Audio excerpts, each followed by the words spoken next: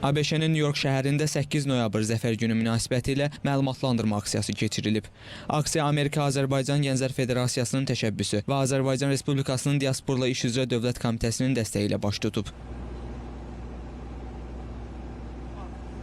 Qarabağ şikəstəsi və Bayatı-Şiraz təsnifinin sədaları altında hərəkət edən avtomobilin ekranlarında Azərbaycanın dövlət bayrağı, Qarabağ sülhün və ümidin məkanıdır. 5 illik qələbən mübarək Azərbaycan, Azərbaycanın zəfəri, ədalətin qələbəsi, Qarabağda davamlı sülh naminə birliyimiz əbədidir. Zəfər qəhrəmanlarını ehtiramla yad edirik. Azərbaycan qalib gəldi və Qafqazda sülhü, həmrəyliyi möhkəmləndirdi. Qarabağ sülhün və ümidin diyarı.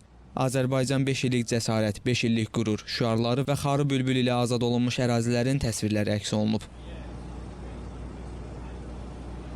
Məlumatlandırma aksiyası çərçivəsində üzərində Azərbaycan həqiqətlərini əks etdirən LED ekranlı avtomobil New Yorkun Manhattan adasının mərkəzi küçə və meydanlarından, Times meydanından, Broadway'dən, Yule Streetdən, Washington Meydan Parkından, 5-ci Avenue'dan, Chambers Street və Mərkəzi Parkdan keçib. Eləcə də strateji əhəmiyyətli binaların, o cümlədən BMT-nin baş qərargahının, Dünya Ticarət Mərkəzinin binasının və Brooklyn körpüsünün önündə dayanıb.